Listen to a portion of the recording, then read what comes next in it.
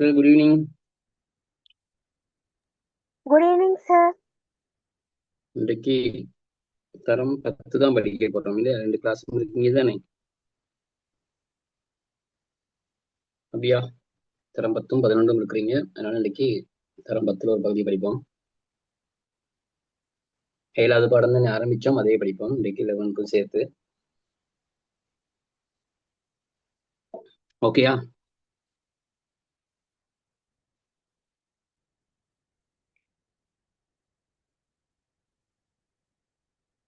என்ன ஒரு பதிலையும் காணல?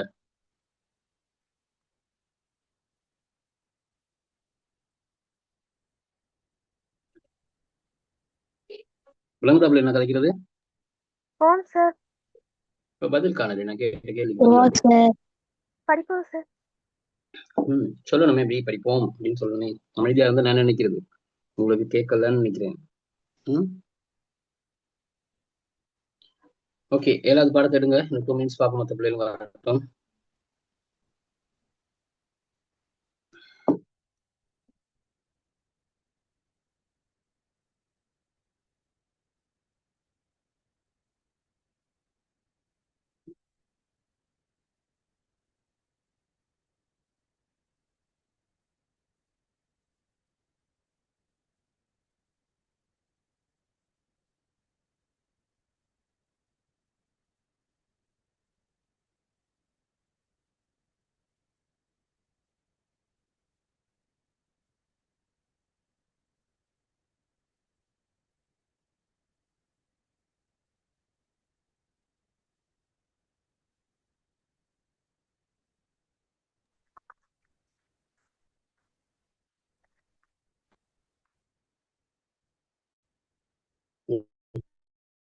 ஓகே, 7வது பாடம் பண்ணுங்க. நேற்று படிச்சதுடைய 10 பிள்ளைகள் நேற்று இருந்து இங்கதான் இருக்கவங்க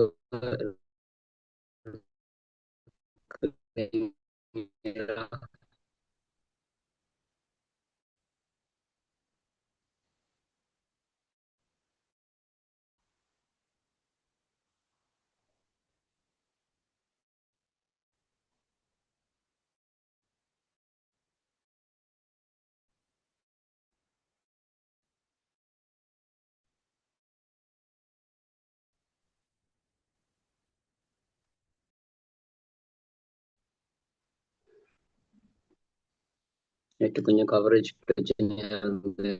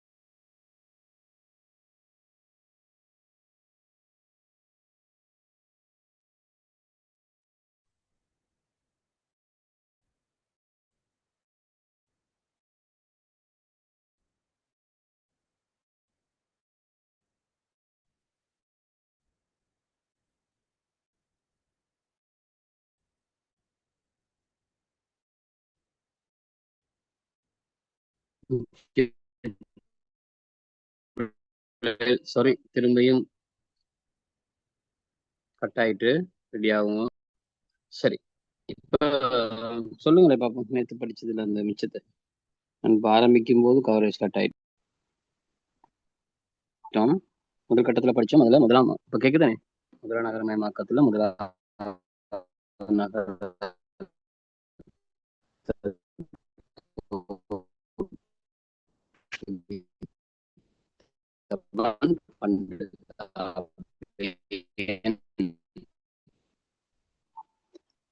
பண்டுகாபி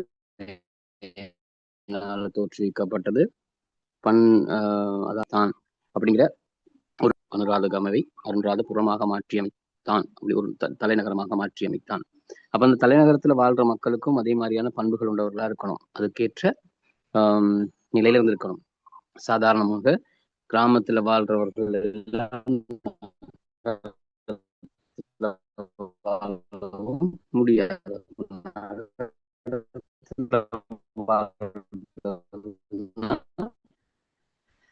அந்த நகர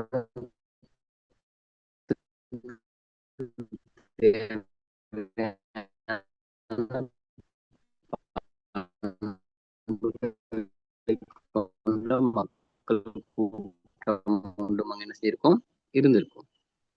அப்படி ஒரு கூட்டம் இருக்கிறது. அதே மாதிரி இந்த பரமக்கமார் வெளிநாடுகள்ல இருந்து பொருட்களை கொள்வன செஞ்சிருக்கிறாங்க. மட்பாண்டங்கள், மணிகள் அதெல்லாம் படி கொண்டு வந்திருக்காங்க பார்த்துருக்குறோம். அது பல்வேறு இடங்கள்ல கண்டுபிடிக்கப்பட்டிருக்குது. அதே மாதிரி மேல இருக்குது தூபாராம தூபியை பத்தி சொன்னோம். தேவநம்பி தீச மன்னனால் கட்ட. சொல்லுங்க பிள்ளைகள், சத்தம் கேட்கலனா?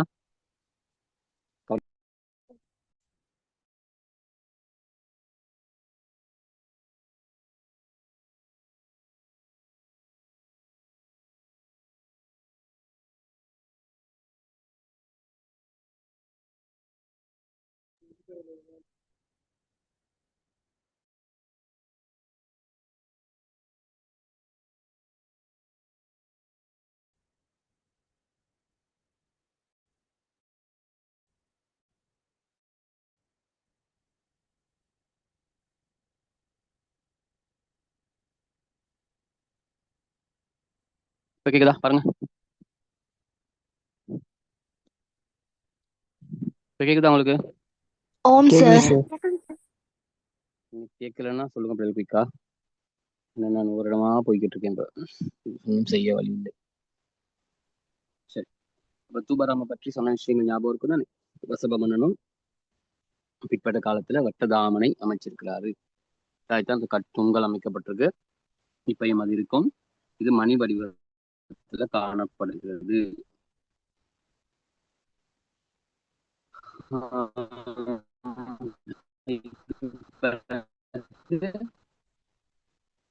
இது நிப்பாட்டின இதோட பார்த்தோம்.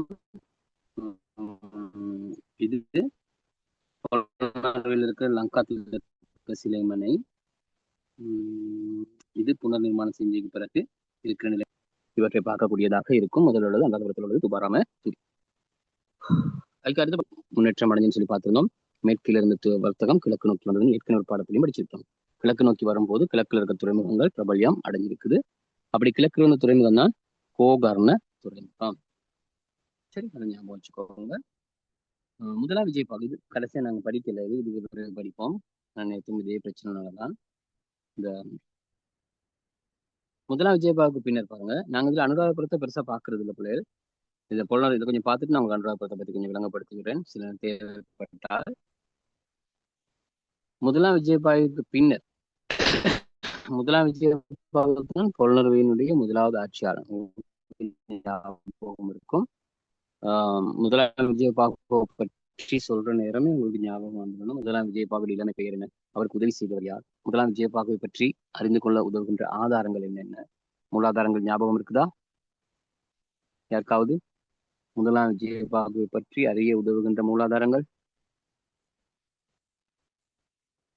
ஞாபகம் இருக்கா? கோஷான், தர்ஷன்?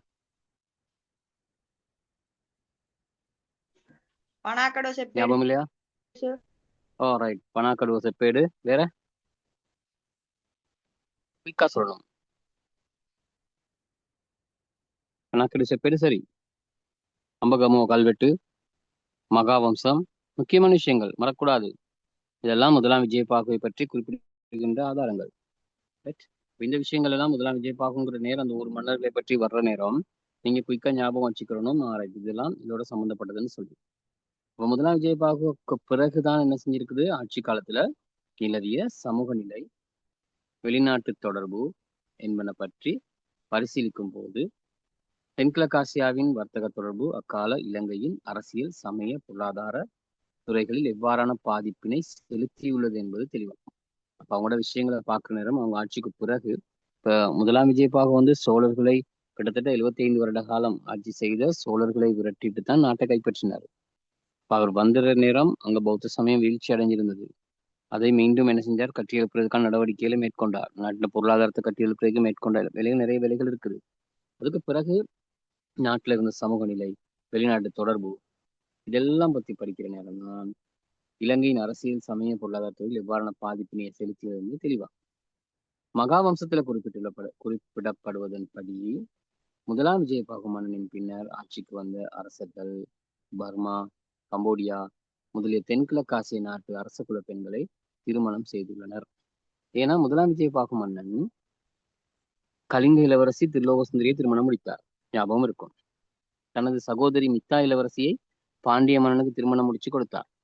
இதெல்லாம் திருமண தொடர்புகள், வெளிநாடு கொண்ட திருமண தொடர்புகள். அதே மாதிரி அதுக்கு பிறகு வந்தவங்க என்ன செய்யறாங்க, பர்மான்னு சொல்றது மியான்மர், கம்போடியா இல்லையா, கம்பூச்சியான்னு சொல்லப்படுற பிரதேசம், தென்கிழக்காசிய நாட்டு அரச குல பெண்கள் திருமணம் செஞ்சிருக்காங்க. இங்க இருந்து அங்க போய் திருமணம் செஞ்சிருக்காங்க. அதுக்கு காரணம் அரசியல் ரீதியான தொடர்பு. தங்களோட பாதுகாப்புக்காக அரசியல் ரீதியாக தொடர்பு வச்சிருக்காங்க, திருமணம் முடிச்சிருக்காங்க. புலனறுவை கால பகுதியில் அந்நாட்டில் உருவான கட்டட சிற்ப கலை படைப்புகளில், அதாவது புத்தர் சிலைகளிலும் சமய கட்டிடங்களிலும் தென்கிழக்காசிய நாடுகளின் கலை பண்புகள் தெளிவாக வெளிப்படுகின்றன. புலனறுவை கல்விக்காரை புத்தர் சிலை, சத்மல் பிரசாதய எனும் 7 அடுக்கு மாளிகை என்பது இதற்கு சிறந்த உதாரணம். இதெல்லாம் வெளிநாட்டு கலைப்படைப்புகளுக்கு சிறந்த உதாரணம். 7 அடுக்கு மாளிகை இல்லையா, வைஜெயந்த கட்டிடம்னு சொல்லப்பட்டது. அப்ப இது புலனறுவை காலத்தில் கட்டப்பட்ட மிகப்பெரிய கட்டிடம், 7 மாடிகளை கொண்டதுன்னு சொல்றாங்க.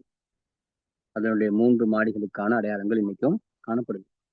அப்படிதான் இந்த ஆரம்ப காலத்துல நகராக்கம் பற்றி சொல்லப்பட்ட விஷயம். இதுல ஆரம்பத்துல இப்போ அனுராதபுர ராசதானியினுடைய வீழ்ச்சி இருந்தது. இப்ப அனுராதபுரத்தினுடைய வீழ்ச்சி புத்தகத்துல இல்லை. ஆனா அனுராதபுர ராசதானியினுடைய வீழ்ச்சியை நான் கொஞ்சம் பார்க்கணும், படிக்கணும். சில நேரம் தேவைப்பட்டால் முதலாம் நகரமயமாக்கத்தினுடைய நகரங்களின் வீழ்ச்சிக்குரிய காரணங்கள்னு கேட்டால் அனுராதபுரத்தின் வீழ்ச்சியும் எங்களுக்கு தெரிஞ்சிருக்கணும். அப்ப அனுராதபுரத்தினுடைய வீழ்ச்சிக்கு காரணம் யாருக்காவது தெரியுமா? ஏன் அனுராதபுர ராசதானி வீழ்ச்சி அடைஞ்சேன்னு சொல்லி?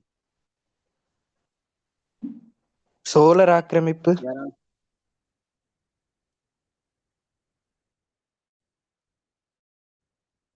Right, very good. வேற வேறு ஆண்ட்ரியா,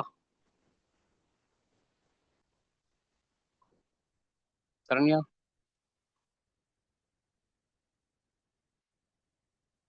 ஒரு காரணம் தான் இருக்கா அனுராதபுரத்தினுடைய வீழ்ச்சிக்கு? காரணம் நிறைய காரணம் இருக்கே.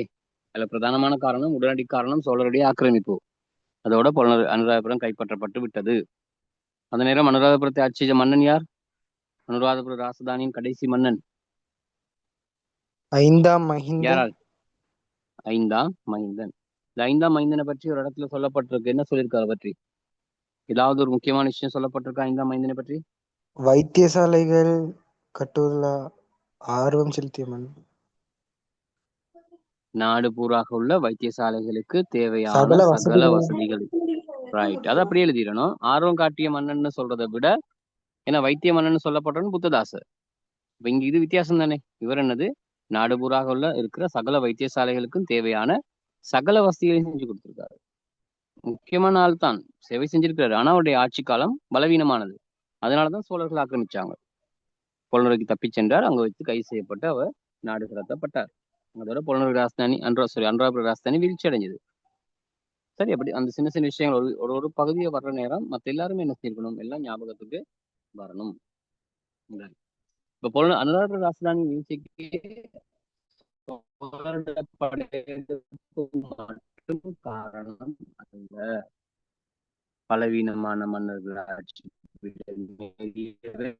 உதாரணத்துக்கு சொல்லலாம் 4ஆம் மைந்தன், 5ஆம் மைந்தன் உதாரணப்படுத்துறதா இருந்தால் இவங்களோட காலம் பலவீனமான காலமாக இருந்தது. பரவியமை, நாட்டின் பொருளாதார வீழ்ச்சி அடைமை, இதெல்லாம் காரணங்கள். இந்த காரணங்கள் என்ன செய்யலாம்னு சொன்னால் இதே தான் புலனறுவைக்கு வரப்போகுது. இதே பொருளாதார வீழ்ச்சி பலவீனமான மன்னர்கள் ஆட்சிப்பிடம் ஏறியவை. அங்கு உடனடி காரணமா வரப்போகுது கலிங்க மகானுடைய படையெடுப்பு. ஒரே விஷயங்கள் 11ல படிச்ச மாதிரி தான் கிளர்ச்சிகளுக்குரிய காரணம் ஒரே மாதிரி வருமே, அது மாதிரி தான் கிளர்ச்சி வீழ்ச்சிக்கு அதே மாதிரி தான் இங்கே சில விஷயங்கள் ஒரே ஒரே விடயமாக தான் இருக்கும். அதை ஒரு கேள்விக்கு ஏற்ற மாதிரி மாற்றி அமைச்சுக்கிறோம். இப்ப பொருளாதார வீழ்ச்சி அப்படித்தான். பொருளாதார வீழ்ச்சி உங்களுக்கு சரி அனுராதபுரத்தின் வீழ்ச்சி உங்களுக்கு கொடுக்கப்படாதனால இதை மட்டும் ஞாபகம் வச்சுக்கோங்க. சோழட படையெடுப்புங்கிறது கட்டாயம் ஞாபகம் வச்சுக்கொள்ளுங்க. அதோட சேர்த்து பலவீனமான மன்னர் ஆட்சிப்பிடம் ஏறியமை, நாட்டின் பொருளாதார வீழ்ச்சி அடைந்தமை, அதே மாதிரி சொல்லலாம். வேற என்ன சொல்லலாம்? நோய்கள் பரவியமை, இது காரணங்கள் எல்லாம் சொல்லலாம். மலேரியா போன்ற நோய்கள், யானைக்கால், ஏதாவது 2 நோயை போடுங்க. இந்த நோய்கள் பரவியமை எல்லாம் காரணமாக அமைந்தது. சரியா? இப்ப நாங்க வர போறோம் புலனறுவை ராசதானி வீழ்ச்சி அடைதல். புலனறுவை ராசதானி முதல் மன்னன் முதலாம் விஜயபாகுங்கிறது உங்களுக்கு தெரியும். அப்ப புலனறுவை ராசதானி வீழ்ச்சி அடைஞ்சதுக்கு காரணம் என்னன்னா, இதே தான் பலவீனமான மன்னர்கள் ஆட்சிப்பிடம் ஏறினாங்க, கலிங்க மாகண்ட படையெடுப்பு, கலிங்க பாண்டிய வம்சங்கள் ஏற்பட்ட மோதல், சரி இப்படி நிறைய விஷயங்கள் நாங்க ஒவ்வொன்றா பார்க்க போறோம். இப்ப நான் பேசுறதெல்லாம் தெளிவா கேக்குது தானே பிள்ளைகள்? கேக்குது சார். கேக்குது சார். கேட்கலன்னு சொல்லுங்க. கேட்டுட்டு கேட்கிற கேள்விக்கும் விட சொல்லணும். ஏதாவது சந்தேகம் இருந்தா உடனே கேளுங்க, அமைதியா இருக்க வேணாம். பாருங்க, இந்த புலனறுவை ராசதானிக்குள்ள வீழ்ச்சி அடைதல்ல அனுராதபுர ராசதானியின் இறுதி ஆட்சியாளனான 5ஆம் மகிந்த மன்னனின் காலத்தில் நிகழ்ந்த சோழ ஆக்கிரமிப்பினால் அவ்ராஜ்யம் வீழ்ச்சியடைந்த பின்னர் முதலாம் விஜயபாகு மன்னன் சோழரிடமிருந்து நாட்டை மீட்டு புலனறுவையை தலைநகராக கொண்டு முழு நாட்டையும் ஒரு குடையின் கீழ் ஆட்சி செய்தான். இது சின்ன விஷயம் தான் இருக்குது, ஆனா பெருசா இருக்கிறதுக்கு அவ்வளவு தேவையில்லை. அனுராதபுர ராசதானி சோழர்களின் கீழ் படையெடுப்பினால் வீழ்ச்சி அடைஞ்சதுக்கு பிறகு சோழர்களோட ஆட்சியை முறியடித்து கிட்டத்தட்ட சோழர்கள் 75 ஆண்டுகளாக ஆட்சி செஞ்சாங்க. அனுராதபுரத்தை ஆளல அவங்க. அனுராதபுரத்தை விட்டுட்டு புலனறுவையை தலைநகரமாக கொண்டு தான் என்ன செஞ்சாங்க? ஆட்சி செஞ்சாங்க. பாருங்க, சோழரிடம் நாட்டை மீட்டு புலனறுவையை தலைநகராக கொண்டு முழு நாட்டையும் ஒரு குடையின் கீழ் ஆட்சி செய்தான். யாரு? சோழர். முதலாம் விஜயபாகு மன்னனின் மறைவை அடுத்து ஏற்பட்ட சிம்மாசன உரிமை போராட்டம் காரணமாக முதலாம் விஜயபாகு மன்னனின் மறைவை அடுத்து முதலாம் விஜயபாகு மன்னன் பலமானவன், சிறந்த ஆட்சியாளன். ஆனா அவனுக்கு பிறகு ஆட்சி என்ன செய்தது? வீழ்ச்சி அடைந்தது. காரணம், அவனுக்கு பிறகு நேரடியாக வாரிசு இல்லை. அதான் காரணமாக இருந்த அவருக்கு பிறகு ஒருத்தர் இருந்திருந்தால் நேரடியாக அவர் என்ன செஞ்சிருப்பார்? ஆட்சியை கொண்டு நடத்தியிருப்பார், பிரச்சனை இல்லை. அடுத்தவர் இருந்தால் பிரச்சனை இல்லை. இங்கே அடுத்த உரிமை கோர பிரச்சனை வரும்போதுதான் அந்த வம்சங்களுக்கு இடையில் ஏற்பட்ட போட்டி தான் தோல்விக்கு காரணமாக அமைகிறது. பாருங்க, பாருங்க, ஆட்சி உரிமை போராட்டம் காரணமாக ஏற்பட்ட ஆட்சி உரிமையின்மை முடிவுக்கு கொண்டு வர மீண்டும் நாட்டை ஒன்றுபடுத்தியவன் முதலாம் பராக்கிரமபாகு மன்னன். முதலாம் விஜயபாகு மன்னனிடத்தில் ஏற்பட்ட சிம்மாசன உரிமை போராட்டம் காரணமாக ஏற்பட்ட ஆட்சி உறுதியின்மையை முடிவுக்கு கொண்டு வந்து மீண்டும் நாட்டை ஒற்றுமைப்படுத்தியவன் முதலாம் பராக்கிரமபாகு மன்னன் ஆவான், அல்லது மகா பராக்கிரமபாகுன்னு சொல்றது. இவன் முதலாம் விஜயபாகுவுக்கு அடுத்ததாக ஆட்சிக்கு வரல, கொஞ்ச காலத்துக்கு பிறகு ஆட்சிக்கு வந்தவன். ஆனா விஜயபாகுவை அடுத்து சிறந்த ஆட்சி செய்தவன் இந்த முதலாம் பராக்கிரமபாகு அல்லது மகா பராக்கிரமபாகுன்னு சொல்லப்படுகின்றவர். இவன் புலனறுவையை தலைநகரை அபிவிருத்தி செய்ததுடன் நாடளாவிய ரீதியில் நீர்ப்பாசன நடவடிக்கைகளை மேற்கொண்டு மீண்டும் இலங்கையில் செழிப்பான யுகம் ஒன்றை உருவாக்கினான். கீழை தேசத்தின் தானிய களஞ்சியம்னு சொல்லப்பட்டது முதலாம் பராக்கிரமபாகு மன்னனுடைய காலம். இலங்கை பாட்பண்பினா விண்ணிலிருந்து பொழியும் ஒரு துளி நீரையேனும் மனிதனுக்கு பயன்படாமல் கடலில் கலக்க விடமாட்டேன். அந்த வாசகம் சொன்னவரும் முதலாம் பராக்கிரமபாகு மன்னன். பாட்பண்ல கேள்வி வரும், பாட்டு ஒளியும் வரும், ஞாபகம் வச்சுக்கோங்க. அப்ப சிறந்த ஒரு ஆட்சியாளன், புதிய ஒரு அரசியல் யுகம். அந்த அளவுக்கு இலங்கையில தானியங்கள் கையிருப்பில் இருந்தது. கீழே தேசத்தின் தானிய களஞ்சியம் சொல்லப்படுது. 163 குளங்களையும் 3910 கால்வாய்களையும் அமைச்சிருக்கிறார். மிக முக்கியமானவன். ஆயினும் பாருங்க, அம்மன்னனின் மறைவை அடுத்து ஏற்பட்ட அரசியல் குழப்பநிலை காரணமாக புலனறுவை ராசதானி வீழ்ச்சியை நோக்கி நகர்ந்ததை அவதானிக்க முடிகிறது. அவனுக்கு பராக்கிரமபாகு மரணத்துக்கு பிறகு மீண்டும் புலனறுவை ராசதானி என்ன செய்து வீழ்ச்சியை நோக்கி நகர்ந்தது. முதலாம் பராக்கிரமபாகின் பின்னர் உறுதியான 9 வருட ஆட்சியை மேற்கொண்டவன் நிசங்க மல்லன் மட்டுமே. சரி, இப்ப பொருணர்வையில நாங்க பார்க்கிற முக்கியமான ஆட்சியாளர்கள் 3 பேர். முதலாம் விஜயபாகு, முதலாம் பராக்கிரமபாகு, நிஸ்ஸங்கமல்ல மன்னன். இந்த நிஸ்ஸங்கமல்ல மன்னன் தான் இவர்களுக்கு பிறகு 9 ஆண்டுகள் ஆட்சி செய்தவன். நிஸ்ஸங்கமல்லன் கலிங்க வம்சத்தை சேர்ந்தவன். இவருக்கு ஒரு சிறப்பு பெயர் இருந்தது, என்னன்னு ஞாபகம் இருக்குதா? கலிங்க சக்கரவர்த்தி பெருமான். காலிங்க சக்கரவர்த்தி பெருமான். காலிங்க சக்கரவர்த்தி பெருமான் ஏன்னா கலிங்க நாட்டை சேர்ந்தவனால காலிங்க சக்கரவர்த்தி, கலிங்க சக்கரவர்த்தினாலும் ஓகே. முக்கியமான ஒரு பேர் அவருக்கு இருக்கா, ஞாபகம் வச்சுக்கொள்ளுங்க. இவர் ஒரு வரி இல்லாம ஆக்கியிருக்காரு. என்ன வரி இல்லாம ஆக்கியிருக்காரு ஞாபகம் இருக்கா? கெதியட வரி கெடுகணக. கெத்தி அட்ட கெட்டு கணக்குன்னு சொல்லப்படுகின்ற 2 வரிகள். அது இரண்டுமே சேனை பயிற்சிகையில அறவிடப்பட்ட வரி. சேனை பயிற்சிகையில் உள்ள வரி 2ஐயும் இவர் நீக்கி இருக்கிறார். நல்ல விஷயம், ஞாபகம் வச்சிருக்கிறீங்க. இப்ப பாருங்க, இந்த வீழ்ச்சிக்குரிய காரணங்கள் நாங்க ஒவ்வொரு காரணமா பார்க்க போறோம். மேல சொன்னப்பட்ட விஷயங்கள் தேவையானதை மட்டும் கோடு போட்டுக்கிட்டீங்கன்னா மிச்சம் தேவை. பலவீனமான மன்னர்கள் ஆட்சி பீடம் ஏறியமை. காரணம், பலவீனமான மன்னர்கள் ஆட்சி பீடம் ஏறியமை. இந்த முதலாம் பராக்கிரமபாகு மன்னனின் மரணம் சம்பவித்த கிபி 1186ஆம் ஆண்டிலிருந்து கொல்லனர்கள் வீழ்ச்சி அடைந்து கிபி 1215ஆம் ஆண்டு வரையிலான 29 வருட காலப்பகுதியில் 12 ஆட்சியாளர்கள் பதவி வகித்திருக்காங்க. 29 வருஷத்துல 12 பேர் ஆட்சி அமைச்சிருக்காங்கன்னா ஒருவருடைய ஆட்சி காலம் கிட்டத்தட்ட 2 வருடம் 2.5 வருடம் தான் இருந்திருக்கும். குறுகிய காலத்துல என்ன செய்யிருக்காங்க, ஆட்சி அமைச்சிருக்காங்க. இவங்க பலவீனமானவர்கள். நிரந்தரமாக ஒரு நாட்டை நல்ல நிலையில் ஆட்சி செய்யணும், நீண்ட காலம் ஆட்சி செய்யணும். பலவீனமான ஆட்சினாலதான் அடிக்கடி என்ன செய்த ஆட்சி மாற்றம் ஏற்படுகிறது. அவர்களுள் நிஸ்ஸங்கமல்ல மன்னன் 9 ஆண்டு கால ஆட்சி தவிர்ந்த ஏனைய ஆட்சியாளர் காலப்பகுதி மிக குறுகியதாகும். பாருங்க, 29 வருஷத்துல 9 வருஷத்தை கழிச்சுட்டா மிச்சம் 20 வருடம். அந்த 20 வருடத்தான் எத்தனை பேர் ஆட்சி செஞ்சிருக்காங்க? 11 பேர் ஆட்சி செஞ்சிருக்காங்க, 12 பேர் ஆட்சி செஞ்சிருக்காங்க இல்லையா? அப்ப மிகவும் குறுகிய காலத்தை இவர்கள் ஆட்சி செஞ்சிருக்காங்க. அந்த கேள்வியெல்லாம் அவருக்கு வராது.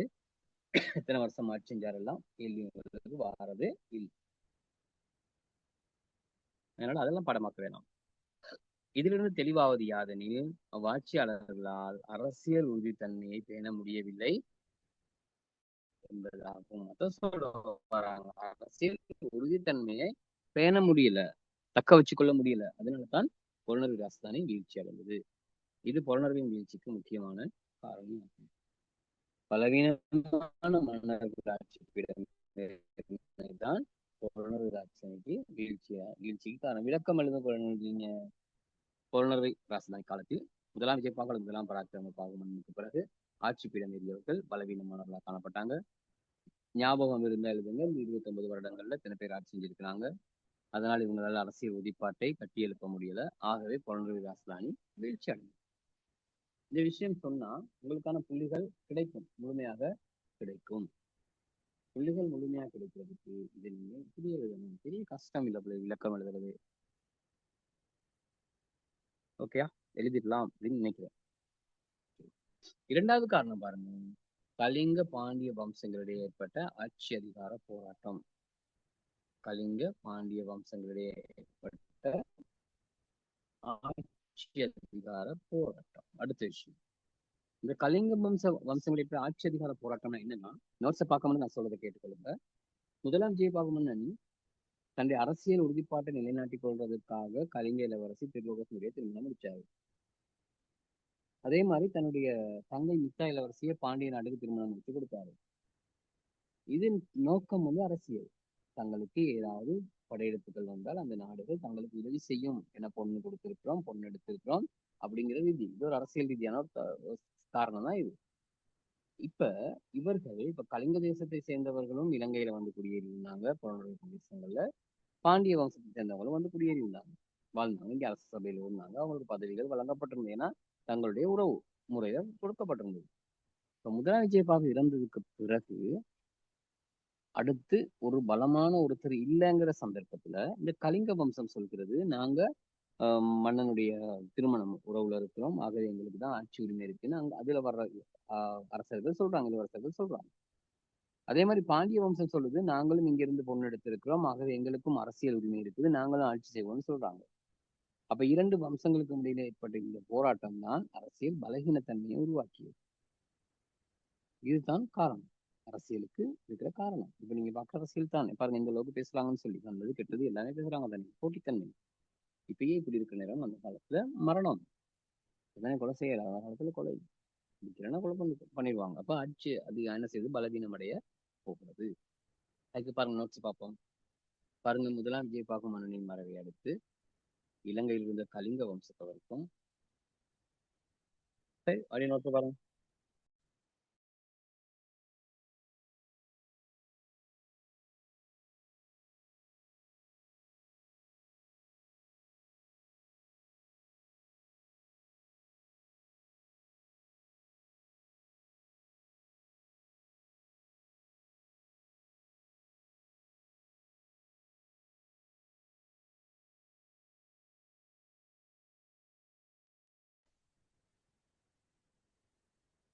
சரியா பிள்ளைகள்? சாரி.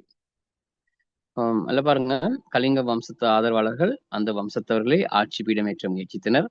எனவே கலிங்க வம்ச ஆட்சியாளர்களான நிசங்கமல்ல மன்னனின் மறைவை அடுத்து அவனது சகோதரியின் மகனான சோடங்கனும் சகோதரனான சாகச மல்லனும் நிசங்கமல்லின் மனைவியான கல்யாணிபதியும் இடையிடையே ஆட்சி பீடம் ஏறினர்.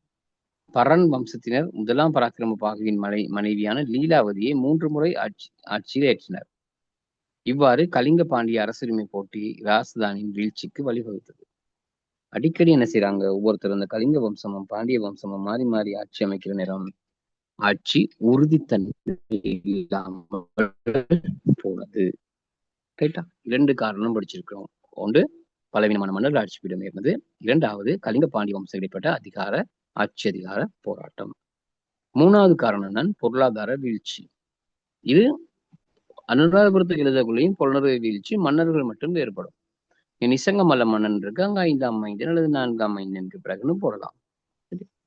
பாருங்க, நிசங்க மல்ல மன்னனின் மறைவை அடுத்து பலவீனமான மன்னர்கள் ஆட்சி பீடம் ஏறியமையாலும் அவர்களால் அரசியல் உறுதித்தன்மையை பேண முடியாமையாலும் அவர்களால் குளங்கள் கால்வாயில் உள்ளிட்ட நீர்ப்பாசன கட்டமைப்பை பராமரிக்க முடியாமல் போனமையை அறிய முடிகின்றது.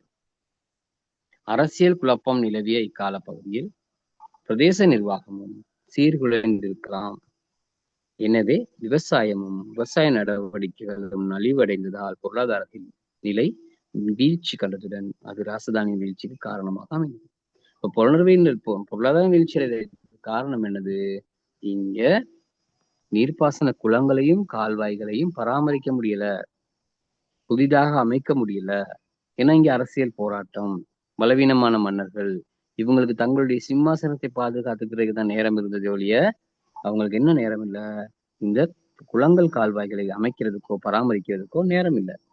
அப்ப அவை அப்படி என்ன செய்து செயலிழந்து போகுது. நீங்க பாருங்க, ஒரு கால்வாயோ ஒரு குளமோ பராமரிக்காமல் விடப்பட்டால் அப்படியே கொஞ்சம் கொஞ்சமாக அவை காடாகி அழிந்து போய்விடும். இதனால விவசாய நிலங்களுக்கு என்ன செய்யல, நீர் சரியாக போய் கிடைக்கல. விவசாய நிலங்களுக்கு நீர் சரியாக போய் கிடைக்கலன்னு சொன்னா விவசாயம் செய்யற விளைச்சல் சரியா இருக்காது. அப்ப உணவு உற்பத்தி குறையும். உணவு உற்பத்தி குறைஞ்சால் பொருளாதாரம் வீழ்ச்சி அடையும். இதுதான் புலனறுவையில நடந்த சம்பவம். இதேதான் அனுராதபுரத்திலையும் நடந்த சம்பவம். ஒவ்வொன்றும் ஒவ்வொரு வினாவுக்கு ஏற்ற மாதிரி நீங்க ஞாபகம் வச்சுக்கணும், மாற்றி எழுதிக்கொண்டா. அடுத்ததான் உடனடி காரணம். புலனறுவின் வீழ்ச்சிக்குரிய உடனடி காரணம் தான் இந்த கலிங்க மாகனின் ஆக்கிரமிப்பு. அதுல பாருங்க, புலனறுவை ராசதானியின் வீழ்ச்சிக்கான உடனடி காரணம் கலிங்க மாகனின் ஆக்கிரமிப்பாகும். கலிங்க நாட்டிலிருந்து மாகன் என்பவனின் பாரிய படையணி ஒன்றுடன் கிபி 1215ஆம் ஆண்டு இலங்கையை ஆக்கிரமித்த போது நாட்டில் காணப்பட்ட பலவீனமான அரசியல் நிலைமை காரணமாக அதற்கு முகம் கொடுப்பதற்கு இலங்கையர்களால் முடியாதிருந்தது. எனவே புலனறுவை உட்பட ராசரட்டை மாகனின் படையினர் முற்றுகையிட்டனர். மாகனின் அழிவு நாச வேலைகளின் விளைவாக தலைநகரான புலனறுவை மட்டுமல்லாது 1500 ஆண்டு காலம் நின்று நிலைத்த ராசரட்டையின் நீர்வள நாகரிகமும் நீர்மூலமானதை காணும். அதாவது 1500 வருஷம்னு சொல்றது புலனறுவையும் சேர்த்து. அனுராதபுரம் 1400 வருடம், கிட்டத்தட்ட 150 வருடம் புலனறுவை, மொத்தமாக சேர்த்தவங்க 1500 வருடம்னு சொல்றாங்க. இந்த 1500 வருட காலம் ராசரட்டை நாகரிகம் சிறப்புடன் செழிப்புடன் வாழ்ந்தது. கலிங்க மாகண்ட படையெடுப்போட இல்லாமல் போய்விட்டது. அதுதானே?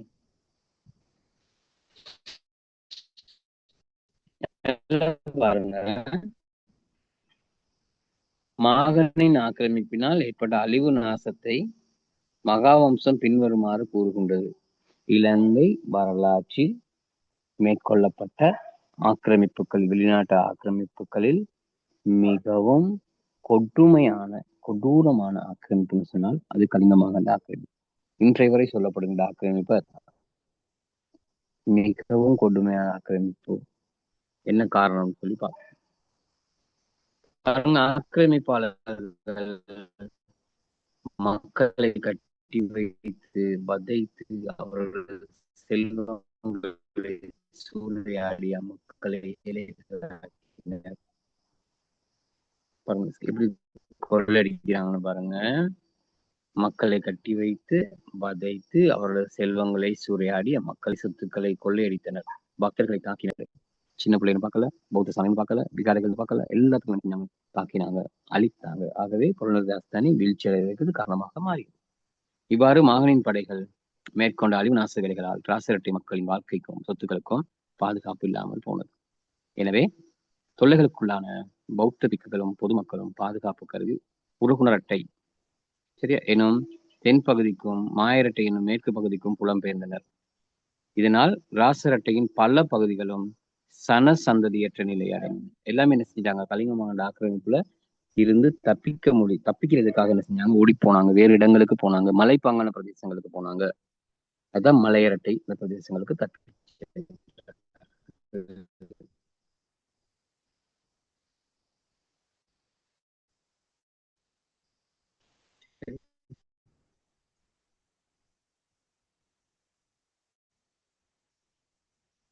மத்திய நிர்வாகத்திலிருந்து பிரிந்த சில பிரதேசங்கள் மக்கள் தினமும் வணங்கி வழிபட்டு வந்த ருவன்வெளி சாய, அபயகிரி, ஏத்தவனராமயம் ஆகிய விகாரைகள் காடுகளாக மாறின. ராசரட்டையின் சனச்சரிவான நகரங்கள் பலவும் சிதைவுகளாகவும் எச்சங்களாகவும் மாறின. எல்லாம் மாறிடுச்சு. இதுதான் புலனர்வி ராஜதானின் வீழ்ச்சிக்குரிய காரணம். கீழே பாருங்க தொகுத்து போட்டிருக்கிறாங்க. எதிரிகளின் ஆக்கிரமிப்பு கலிங்கமாக சொல்லலாம். மத்திய அரசு நிர்வாகம் சீர்குலைந்தமை பலவீனமான ஆட்சியாளர்கள். பாதுகாப்பு இல்லாமல் போனவை பலவீனமான ஆட்சியாளர்கள். வர்த்தகமும் போக்குவரத்தும் தடைப்பட்டமை என்ன காரணம்? பலவீனமான ஆட்சியாளர். எல்லாத்தையுமே தான் வரும். மக்கள் வேறு இடங்களை நோக்கி புலம்பெயர்ந்தமை கலிங்க மாகனினுடைய ஆக்கிரமிப்பு. இதுதானே? இத்தனை விஷயத்தையும் பாருங்க. இவ்வளவு நேரம் இதெல்லாம் புலனர் வீழ்ச்சிக்குரிய காரணங்களை ஒருத்தர் நல்லா வாசிக்கொள்ளுங்க. இது விலங்கான கேளுங்க.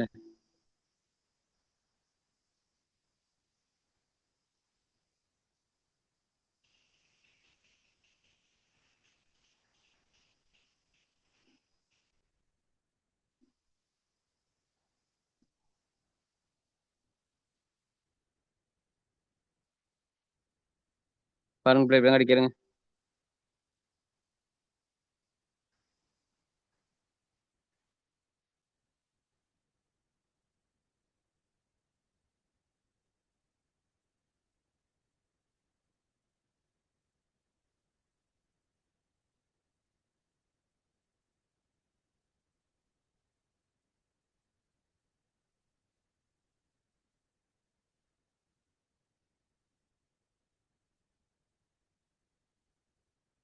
ஓகே பாருங்க, பார்த்ததோட சொல்லுங்க குயிக்கா.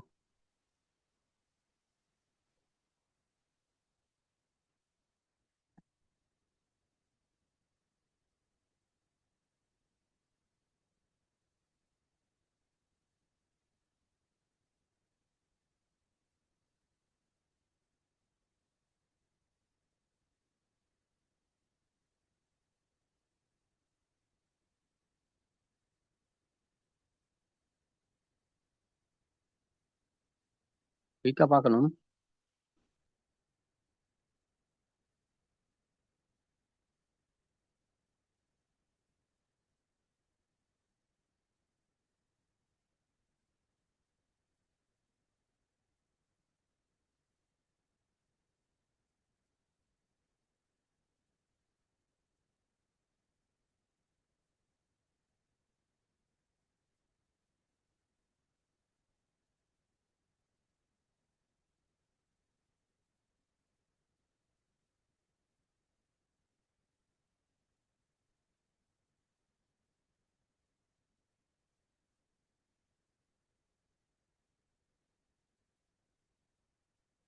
அப்படியே கேள்வி ஒன்று எழுதி கொள்ளுங்க. பொலனறுவை ராசதானியின் வீழ்ச்சிக்குரிய காரணங்கள் மூன்றினை குறிப்பிட்டு விளக்குகன்னு எழுதுங்க. பொலனறுவை ராசதானியின் வீழ்ச்சிக்குரிய காரணங்கள் மூன்றினை குறிப்பிட்டு விளக்குக.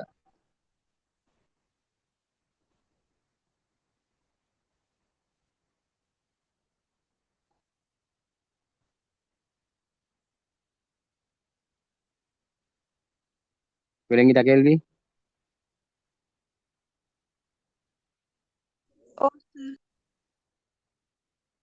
அது எழுதி கொள்ளுங்க. அதை எழுதிருங்க.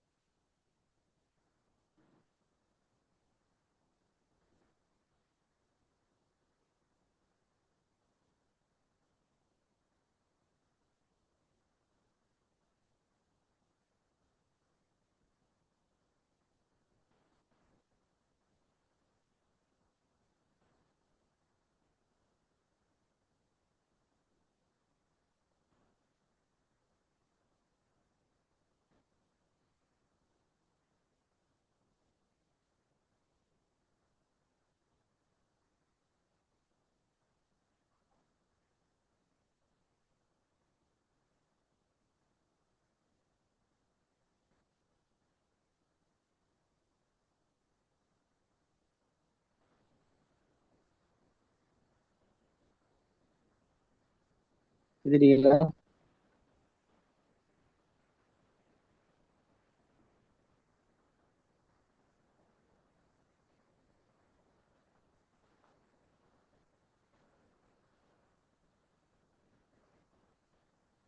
மூன்று காரணம், ஏதாவது மூன்று காரணம்.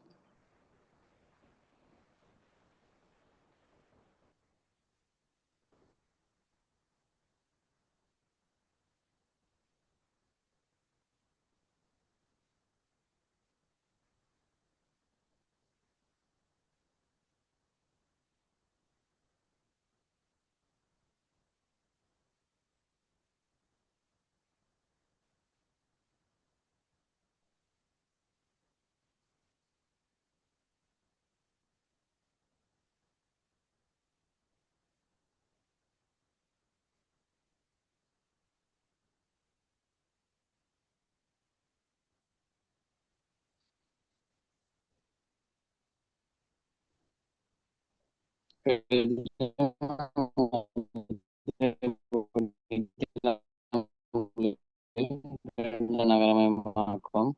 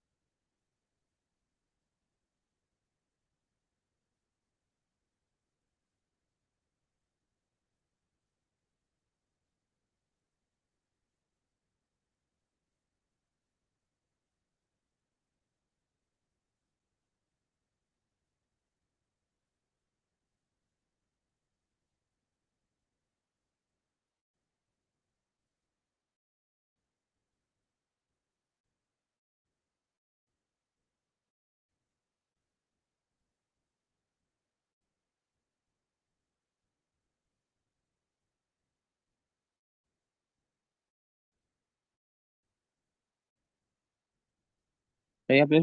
முடிஞ்சுதா?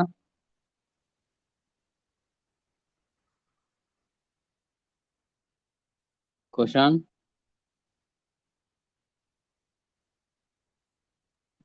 சார் லாஸ்ட் தர்ஷன் எழுதிட்டீங்களா? Last sir.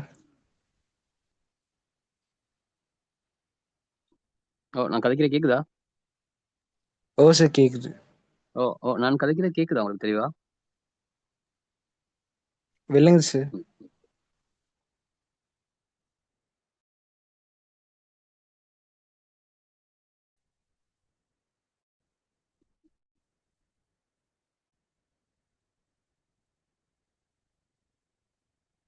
சரி, கட் ஆயிட்டு திரும்ப எழுதுங்க.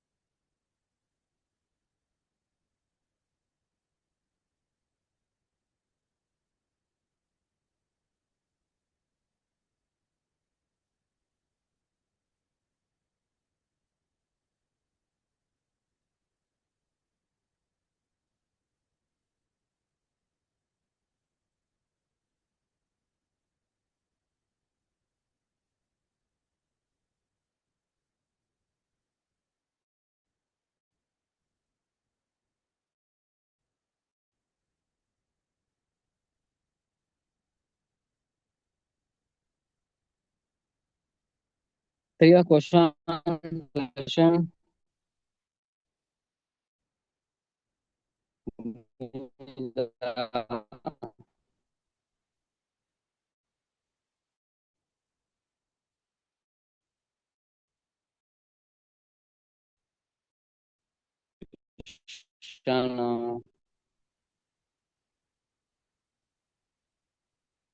ஆஜரா டிலுக்ஷன்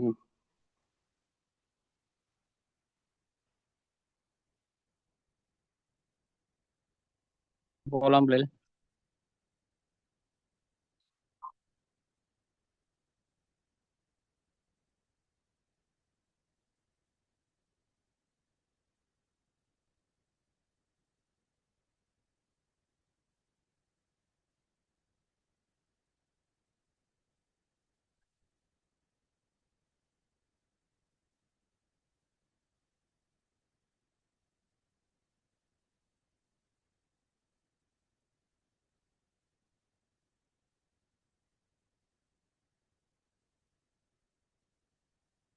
என்ன ஓகேயா?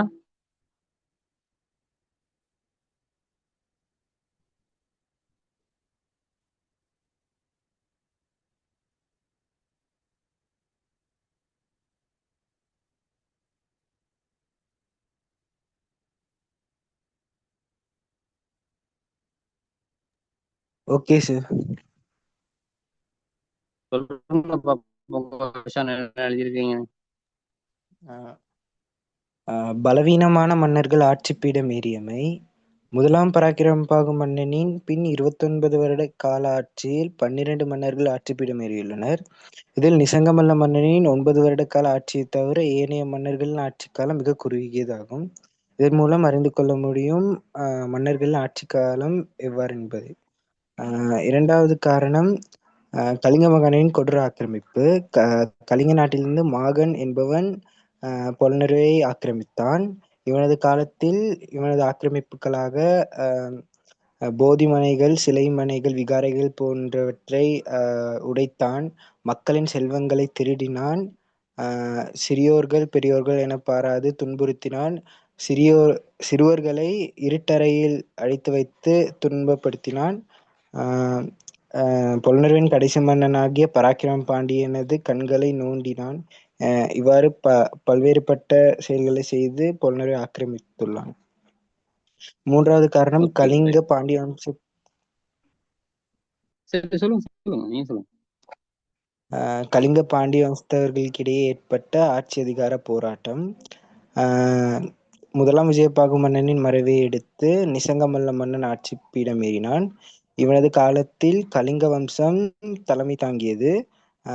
இவனது மறைவின் பின் கலிங்க வம்ச ஆட்சியாளர்களாகிய ஆஹ் நிசங்கமல்ல மண்ணின் சகோதரியின் மகன் சோடகங்கனும் சகோதரனான சாகசமலனும் இடையிடையே ஆட்சி பீடமேறினர். இதில் கல்யாணவதியாகிய நிசங்கமல்லனின் மனைவியும் ஆட்சி பீடமேறினாள். இதன்பின் பரன் வம்சத்தவர்களில் முதலாம் பராக்கிரமபாகுவின் மனைவியான லீலாவதி அரசி இந்நாட்டை 3 முறை ஆட்சி செய்துள்ளார். ஓகே, இதெல்லாம்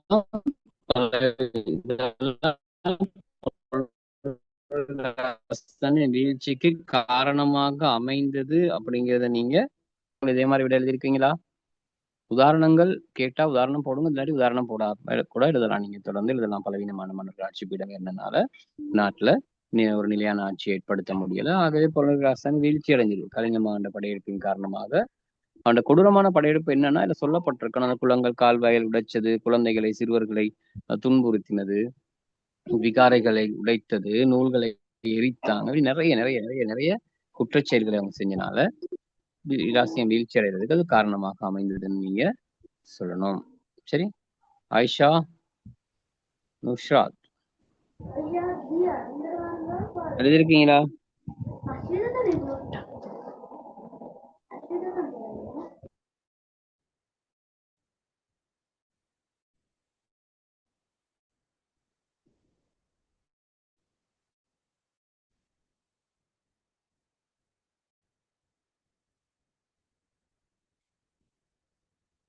கூடாது. 2ஆம் நகரமயமாக்கம். இதுல முதலாம் நகரமயமாக்கம் 2 நகரங்கள் தான் முதல்ல நான் சொல்லிட்டேன். கனடாபுரம், பொலனறுவ, மாகம, சிகிரியா. அதே மாதிரி 2ஆம் நகரமயமாக்கத்துக்கும் நகரங்கள் இருக்கிறது.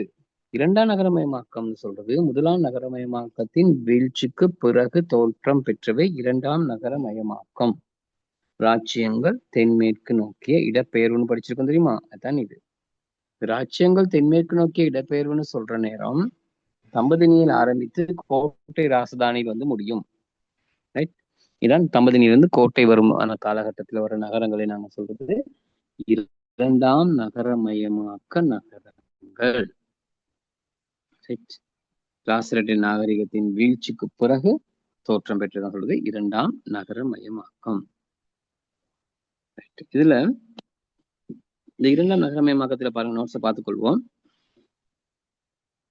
உலர்வலய நகரங்களும் அவற்றின் செழிப்புத்தன்மையும் வீழ்ச்சி அடைந்ததை தொடர்ந்து குறுகிய காலத்தில் உலர் வலயத்திற்கு வெளியே, குறிப்பாக தென்மேற்கு பிரதேசத்தில் சில நகரங்கள் உருவானதை காண முடிகின்றது.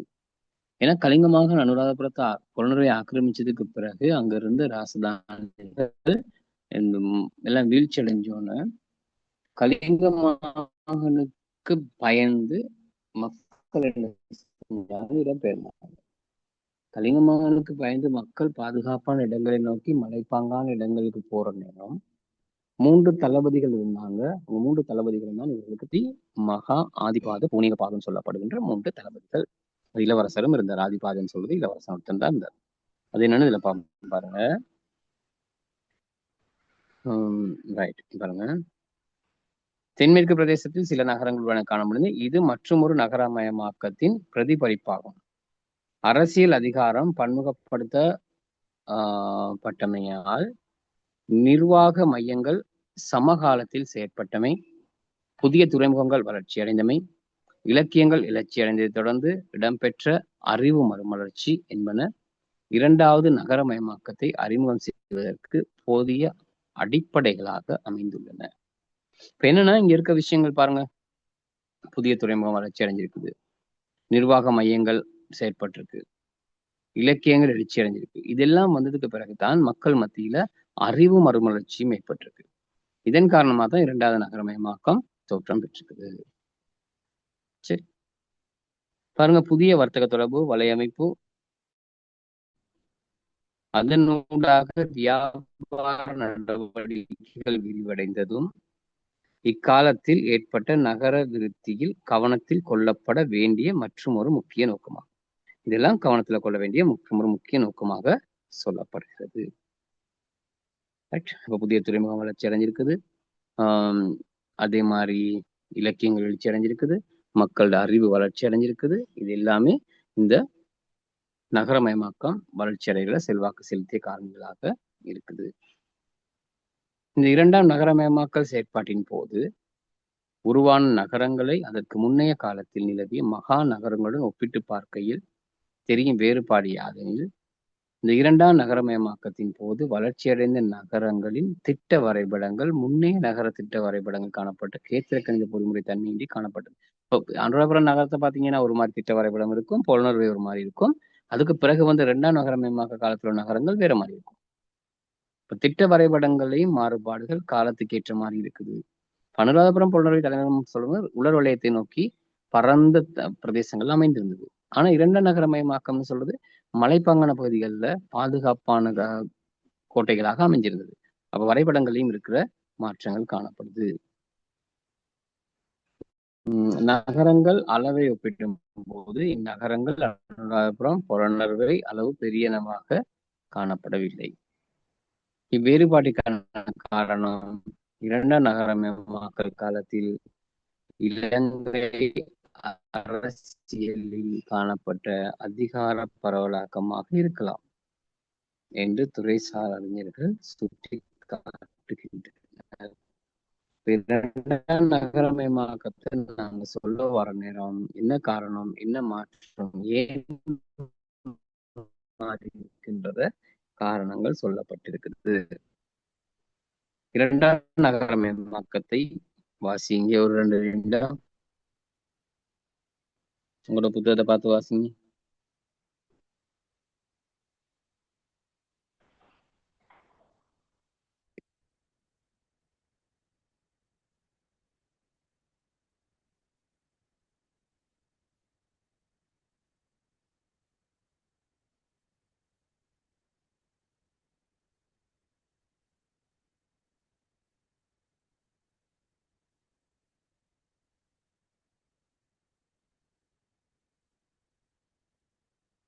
எல்லா பக்கம் நாய்கள் கூடி போச்சுல, சத்தம் கேக்குதா? கவரேஜ் இல்லாதனால நான் வெளியே வந்துட்டு நாய்கள் சத்தம் தான் அதிகமாக.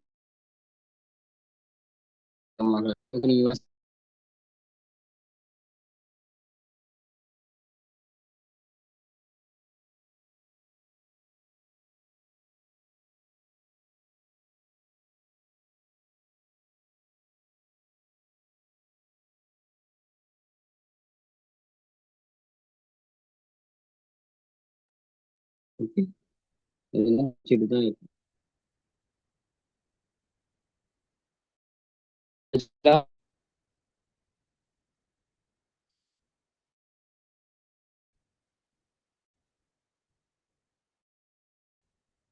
வச்சிருக்கீங்க. ஓகேயா? ஏதாவது பதில் சொல்லுங்க. ஆம், இல்லை. Okay sir. ரைட். அந்த ஒரு ஆள் தான் பதில் சொல்லணும். சாக்கள் எல்லாம் மைக்கெல்லாம் ஒன்றும் இல்லை, ஒன்றும் ஆகுது இல்லை போல. Okay sir. Okay sir. குயிக்கா இருக்கணும் பிள்ளைகள், குயிக்காக இருக்கணும். ஸ்கூல்லையும் டீச்சர் நேரில் கேட்கும்போது நீங்க இப்படி அமைதியா வச்சுட்டு இருந்தீங்கன்னா எப்படி படிப்பிப்பாங்க? கேட்டதோட பதில் வரணுமே. ஓ சரி, இல்ல விளங்குச்சு, விளங்கல, கேள்வி கேட்கிறோம், அப்படி சுறுசுறுப்பா இருக்கணுமே. நான் பல தரம் கேட்டதுக்கு பிறகுதான் நீங்க பதில் சொல்லுவீங்களா? கேக்குதா, இல்லையா, விளங்குதா, விளங்கலையா, அப்படி பல்வேறு சந்தேகங்கள் உருவாகும் எனக்கு. அதனால தம்பதினிய ராசதானி வரப்போறோம். இரண்டாம் நகரமயமாக்கத்தினுடைய முதலாவது நகரம்.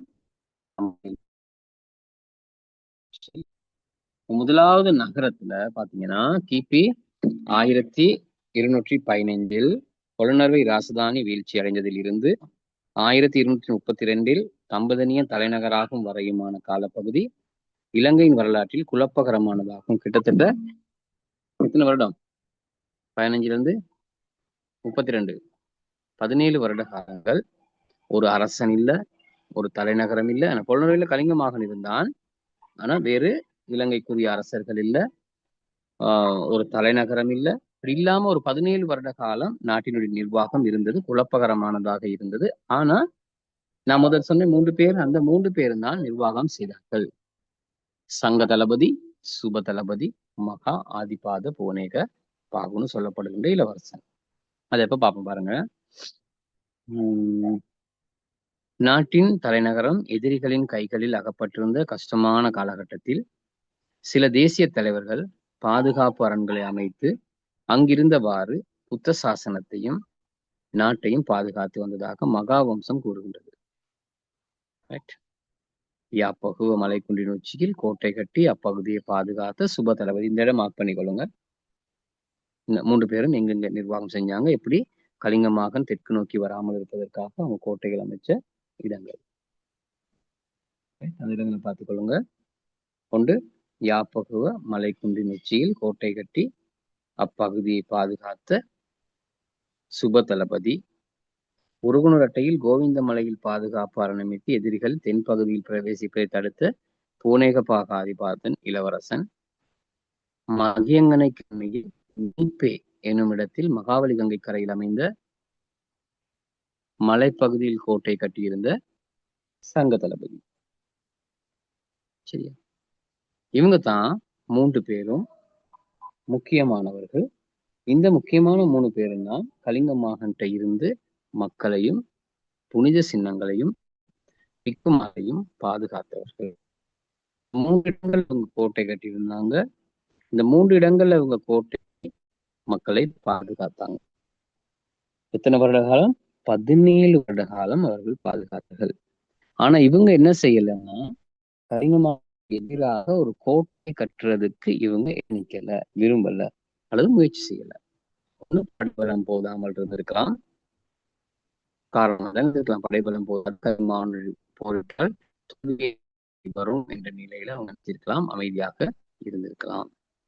சரி, பாருங்க, மேற்கூறப்பட்ட இவர்கள் இவ்வாறு நாட்டின் பாதுகாப்பு கருதி செயல்பட்ட போதிலும் தமது அதிகாரத்தில் உள்ள பிரதேசத்தை பாதுகாக்கும் நோக்குடன் செயற்பட்டார்களே அன்றி அதற்கு மேலதிகமாக பகைவர்களை அடக்கி நாட்டை ஒன்றுபடுத்த வேண்டும் என்ற எண்ணம் இவருக்கும் இருக்கவில்லை. பாருங்க, தலைநகரம் தெரிவு செஞ்சு பகைவர்களை அடக்கி ஆளணுங்கிற எண்ணம் யாருக்கும் என்ன செய்யல, இருக்கல. அவ்வாறான நோக்கத்தில் செயல்பட்டவன் அக்காலத்தில் தம்பதனியாவில் வாழ்ந்த 3ஆம் விஜயபாகு ஆவான். அவன் கிபி 1232 1236 வரை 4 வருடங்கள் தான் ஆட்சி செய்தான். இவன் தான் தம்பதனியாவை தனது நிர்வாக மத்திய நிலையமாக கொண்டு ஆட்சி செய்தான். தம்பதனியாவை தலைநகரமாக கலிங்க மாகனுக்கு எதிராக செயல்பட்டவன் இந்த 3ஆம் விஜயபாகு மன்னன். தம்பதனியாவை தோற்றுவித்தவன் 3ஆம் விஜயபாகு. ஒரு தைரியமானவன். இவனுக்கு இன்னொரு பேருக்கு வன்னி விஜயபாகுன்னு சொல்லப்பட்டான். வன்னி பிரதேச வன்னி விஜயபாகுன்னு சொல்லி சொல்லப்பட்டான். வன்னி தலைவர்களில் ஒருவன். அப்படி கேட்க வரலாம். அக்காலத்தில் தம்பதனியா நகர் ஒன்றுக்கு தேவையான அம்சங்களுடன் வளர்ச்சி அடைஞ்சு வந்த காலம் இந்த 4 வருட காலத்துல தம்பதனியா ஒரு நகருக்கு தேவையான பண்புகளோடு வளர்ச்சி அடைந்தது. ஏன் இவர் 4 வருடம் ஆட்சி செஞ்சான்னு சொன்னா, இவன் ஆட்சிக்கு வரையிலேயே நடுத்தர வயதில் தான் இவர் ஆட்சிக்கு வந்தான். சரியா? அப்படி பாருங்க, 1232ஆம் ஆண்டு 3ஆம் விஜயபாகு மன்னனே தம்பதனியை தலைநகராக மாற்றினான். ராசரட்டையின் அரச குடும்பத்துடன் இம்மன்னனுக்கு இருந்த உறவு முறை பற்றிய ஆதாரங்கள் இல்லை.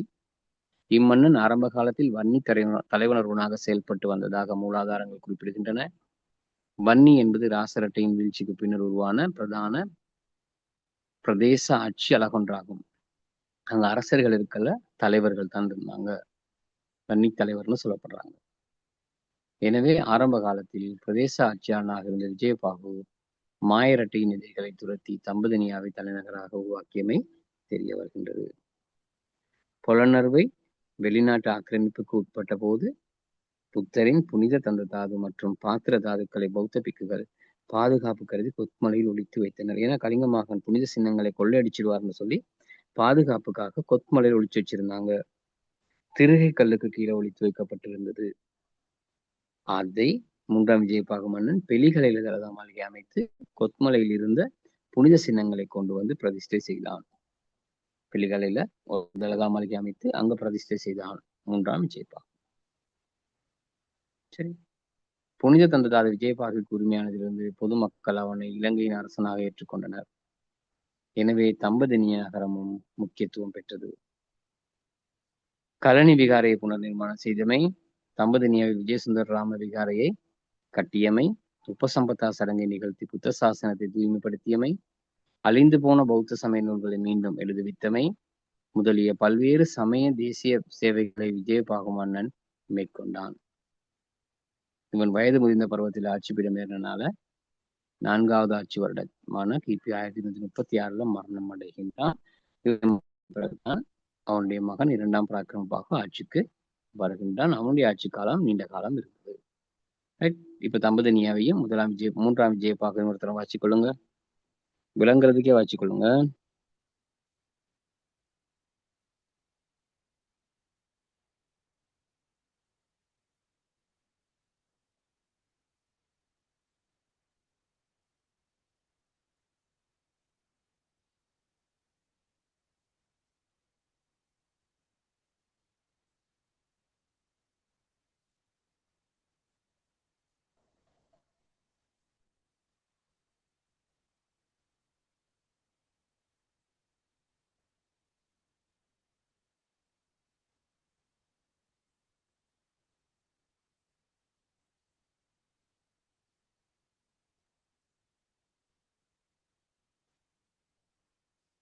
அதுக்கு கேள்வி வரும், அவருடைய பணிகள் வரும்.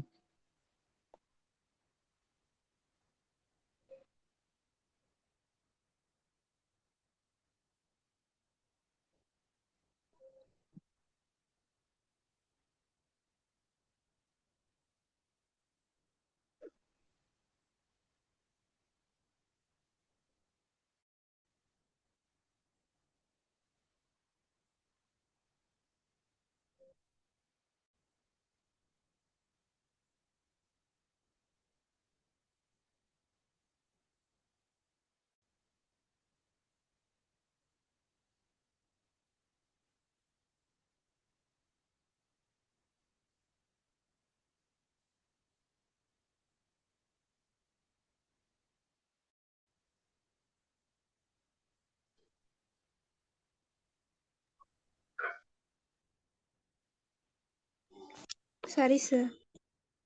ஓகே, சொல்லுங்க பார்ப்போம். இது சரண்யா, 3ஆம் விஜயபாகோட பணிகள் கொஞ்சம் குயிக்கா சொல்லுங்க. சார் சொல்லுங்கம்மா.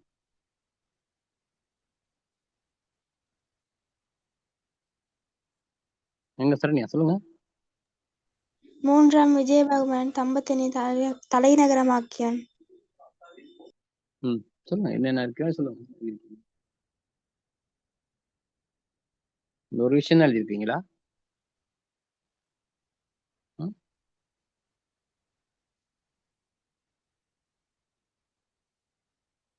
நிறைய இருக்கே. தம்பதினை தலைநகரமாக்கினாரு, தலதாமலையை கட்டி விட்டாரு, கொத்மலையில் உள்ள தனதை கொண்டு வந்து வெள்ளிக்கரை தலதாமலையை கட்டி விட்டாரு. இருக்குது நிறைய விஷயம்.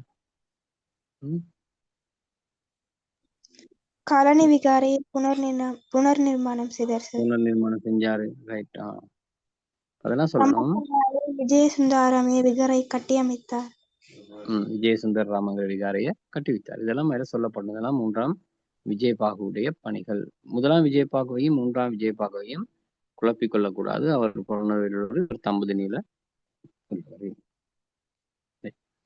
அப்ப 2ஆம் பராக்கிரமபாகு மன்னன் தம்பதினியில முக்கியமான ஒரு ஆட்சியாளர், நிறைய பணிகள் செஞ்சிருக்காரு.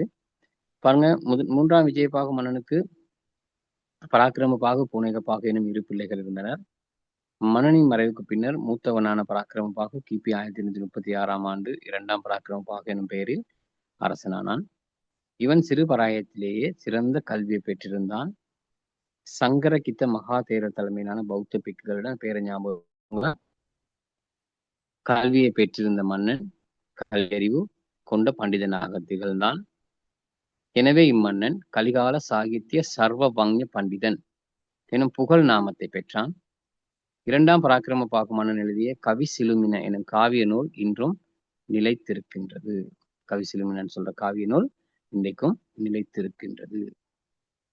கட்டாயம் ஞாபகம் வச்சுக்கொள்ளணும். கவி சிலுமின எழுதினது யாருன்னு கேட்டால், அல்லது 2ஆம் பராக்கிரமபாகு பற்றி கேட்டால், இந்த நூல்களுடைய பெயரெல்லாம் இருக்கும். இலக்கியத்துக்கு தொண்டாற்றியவன், கல்விமான், பண்டிதனாக இருந்தான். பண்டிதன் சொல்வது நன்றாக படித்தவன். அதனாலதான் இவருக்கு ஒரு சிறப்பு பெயர் இருந்தது, கலிகால சாகித்ய சர்வவங்ய பண்டிதன். தான் பாடமாக்கிதான் வச்சிருக்கணும்.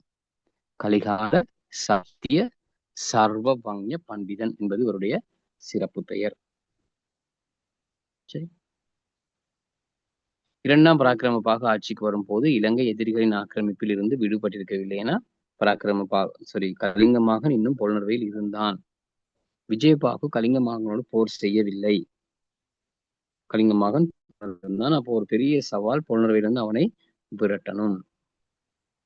சரி, அதுக்கு அவர் ரெடி பண்ணிட்டு இருக்கிற நேரம், அதே போன்று புதிய வெளிநாட்டு ஆக்கிரமிப்புக்கும் மன்னன் முகம் கொடுக்க வேண்டி இருந்தது. ஆயினும் அவன் ஒரு அறிவாளியாகவும் கல்விமானாகவும் திகழ்ந்தமையால் அச்சவால்களை வெற்றிகரமாக முறியடித்தான். இரண்டாம் பராக்கிரமபாகு மன்னன் கலிங்க மாகனுடன் போர் செய்வதற்கு தயாரான சந்தர்ப்பத்தில் அவனது 16வது ஆட்சி வருடமான கிபி 1247 சந்திரபாணி என்னும் ஜாவா நாட்டு ஆக்கிரமிப்பாளன் பெரும் படையுடன் இலங்கைக்கு வந்திறங்கினான். கலிங்க மாகன் தோற்கடிக்கிறது கஷ்டமான வேலை, என பெரிய படையெடுக்க அவனுக்கு. ஆனா கலிங்க மாகனுக்கு போர் செய்வதற்கு மன்னன் தயாராகிட்டு இருக்கும் போது சந்திரபாணன் சொல்றவன் ஜாவா நாட்டில இருந்து வந்தான். வந்து படையோடு வந்தான். கலிங்க மாகனுக்கு ரெடியாக இருந்த படை சந்திரபானுவோடு சண்டை செய்தான். இரண்டாம் பராக்கிரமபாகு மன்னன். பாருங்க, அதுவரை காலமும் இந்தியாவிலிருந்து இலங்கைக்கு வெளிநாட்டு படையெடுப்புகள் நிகழ்ந்ததுண்டு. ஆனால் சந்திரபானு தெற்கிழக்காசியாவின் மலாயா குடாநாட்டின் வடபகுதியை சேர்ந்தவனாவான். அக்கால பகுதியில் அது ஒரு பௌத்த நாடாக திகழ்ந்தது. அப்ப புனித சின்னங்களை எல்லாம் கொள்ளடிச்சுட்டு போறதுதான் வந்தார். ஆனா மன்னன் சந்திரபானுவோடு சண்டை செய்தான். எனவே சந்திரபானு பௌத்த புனித சின்னங்களை பெற்றுக்கொள்ளும் நோக்கிலேயே வந்திருக்கலாம். கிபி 1247 ஆண்டு இரண்டாம் பராக்கிரமபாகு மன்னன் படையினர் சந்திரபானின் படையினரை துரத்தி அடித்தனர். வந்தவங்க தோல்வி அடைந்து போனார்கள். சந்திரபானு திரும்பி போயிட்டார் தோல்வி அடைஞ்சு. இரண்டாம் பராக்கிரமபாகு மன்னன் எதிர்கொண்ட மாபெரும் சவாலாய் அமைந்தது மாகனின் ஆட்சியிலிருந்து ராசரட்டையை மீட்பதாகும். இப்ப சந்திரபானு தோல்வி அடைஞ்சு போயிட்டான். திரும்ப என்ன செய்யணும்? கலிங்க மாகன் நாட்டை மீட்டெடுக்கணும். கலிங்க மாகன் 40 வருட காலம் பொலனறுவையை ஆண்டு கொண்டிருக்கின்றான். மாகன் கோட்டைகளை அமைத்து பாதுகாப்பை பலப்படுத்தி இருந்தான். எனவே மாகனுக்கு எதிராக திட்டமிட்ட வகையில் தாக்குதலை மேற்கொள்ள வேண்டியிருந்தது. எனவே மன்னன் தனது படையினர் மூலம் கிழக்காகவும் மேற்காகவும் பொலனறுவையை சுற்றி வளைத்தான். இதனை முறியடிப்பதற்காக மன்னனின் படையினர் தமது கோட்டைகளில் இருந்து பொலனறுவையை நோக்கி வந்தனர். இரண்டாம் பராக்கிரமபாகு மன்னனின் படையினர் தாக்குதலினால் மாகனின் படை படுதோல்வி அடைந்தது. எவ்வளவு படை இருந்தாலும் பராக்கிரமபாகு மன்னன் படை போரில் வெற்றி பெற்றது. கலிங்க மாகன் கொலை செய்யப்பட்டான். இந்த போர் 1255 ஆண்டு நடைபெற்றதாக கூறப்படுதாம்.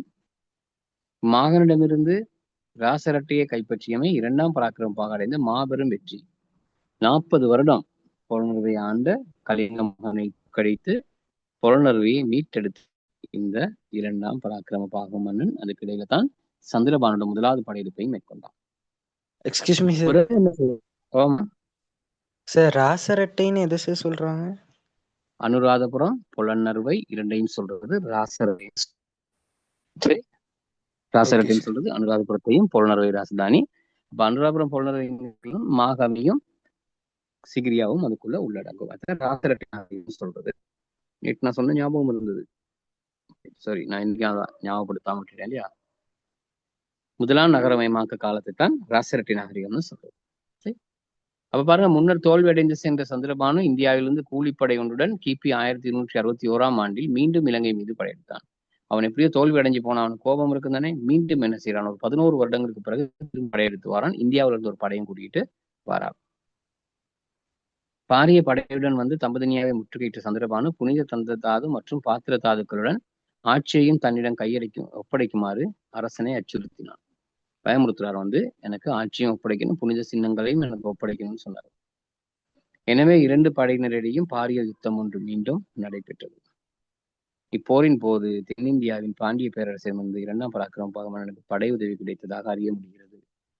இரண்டாம் பராக்கிரமபாகு மன்னனுக்கு படை உதவி ஒன்று கிடைத்ததாக சொல்லப்படுகிறது. இப்போரின் போது எதிரிகளின் படை படுதோல்வி அடைந்தது. சந்திரபானுவும் கொலை செய்யப்பட்டான். பின்னர் 3ஆம் பாகு மற்றும் விஜயபாகு அல்லது சவுளு விஜயபாகு எனும் 2 மன்னர்களும் குருநாகலிருந்து ஆட்சி செஞ்சாங்க. மாறிடுச்சு இல்லையா? ஒரு நிமிஷம் வெயிட் பண்ணுங்க.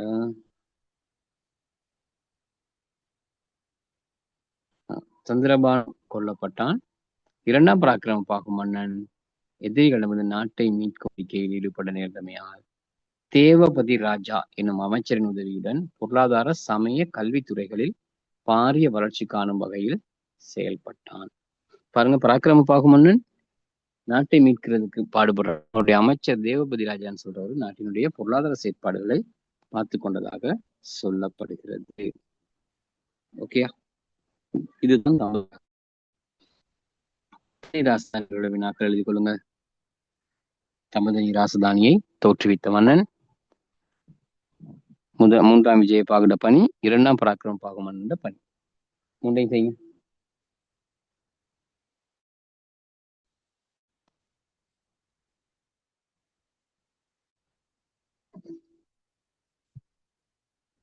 மூன்று கேள்வி போய் கழுதுங்க.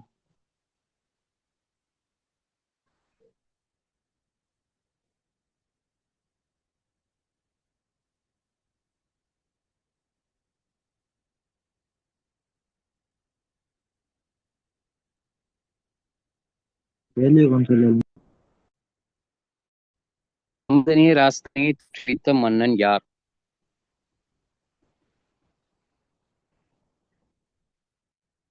சரி, தம்பதினிய ராசதானியை தோற்றுவித்த மன்னன் யார்? மூன்றாம் விஜயபாகு மன்னனுடைய பணிகள். அடுத்தது இரண்டாம் விஜயபாகு மன்னனின் பணிகள். இரண்டாம் பராக்கிரம பாகு மன்னனின் பணிகள். சரி, இரண்டாம் பராக்கிரம பாகு மன்னனின் பணிகள்.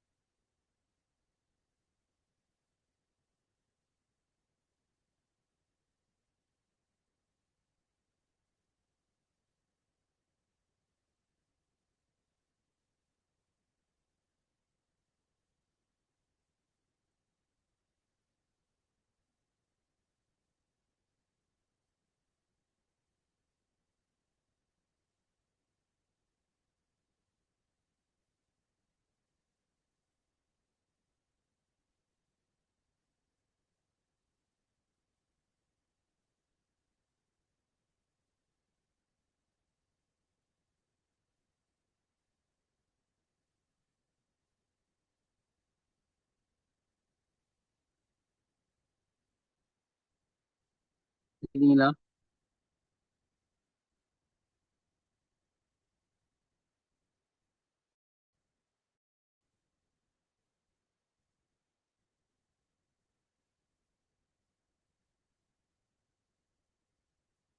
விலங்குல எப்படி நான் கதைச்சது? கடைசியா சொன்ன விஷயம் இரண்டாம் பராக்கிரம பாகு மன்னனை பத்தி சொன்னேன். இரண்டாம் பராக்கிரம பாகு சந்திரபானு தோல்கடிச்சாம திரும்பி போன சந்திரபானு இரண்டாவது முறையும் படையெடுத்து வந்தான். அந்த நேரம் இந்திய படையுடன் தென்னிந்திய படையோடு வந்தான், கூலிப்படையோட. அந்த படையின் தோல்வியடைய செய்தான்னு சொன்னேன். அதுக்கு இடையத்தான் கலிங்க மாகனை படுதோல்வியடைய செய்தான். இந்த 3 படையெடுப்பு அவர் கவிசிலுமினங்கிற ஒரு நூல் எழுதியிருக்கிறாரு. அவருக்கு சிறப்பு பெயர் இருந்தது. நான் பெயரை சொன்னேன், இதில் இருக்கல, அதை எழுதியிருப்பீங்கன்னு நினைச்சேன். கலிகால சாகித்ய பண்டிதன்.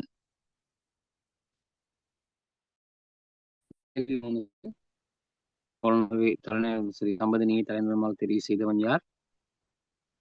மூன்றாம் விஜய பாகமன் என்ற பணிகளும், இரண்டாம் பராக்கிரம பாகமன் என்ற பணிகளும்.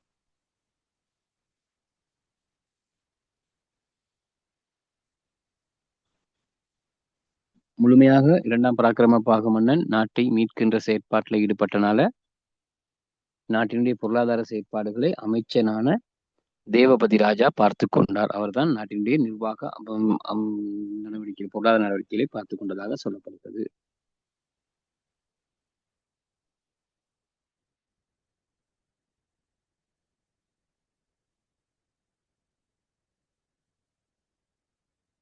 யாப்போக அடுத்த கிழமை பார்ப்போம்.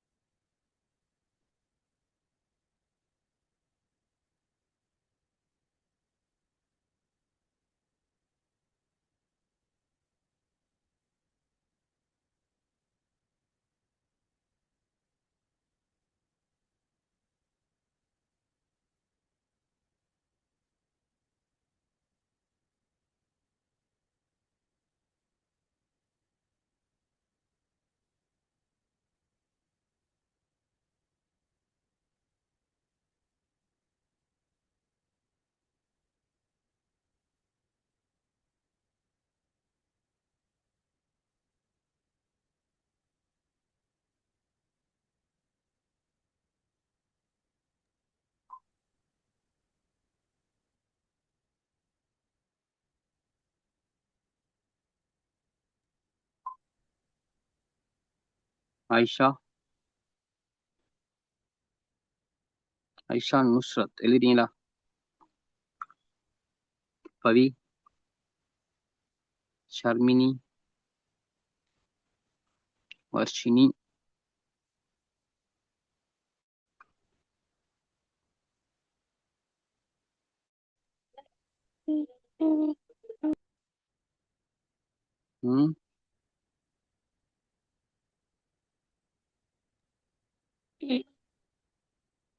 ஓகேம்மா, கேட்க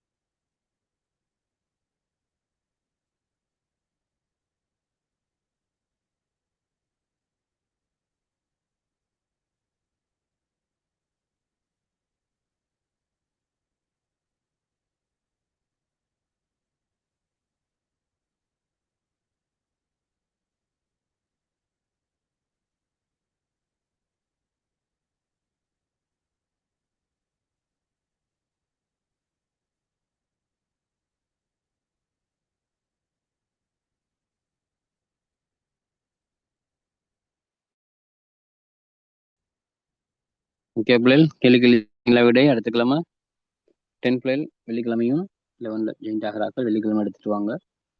ராசதானிகளை வெள்ளிக்கிழமை முடிச்சிடலாம். இன்னும் ஒரு கிளாஸ் 2 கிளாஸ் பாடம் 7ஆம் பாடம் முடிஞ்சிடும்.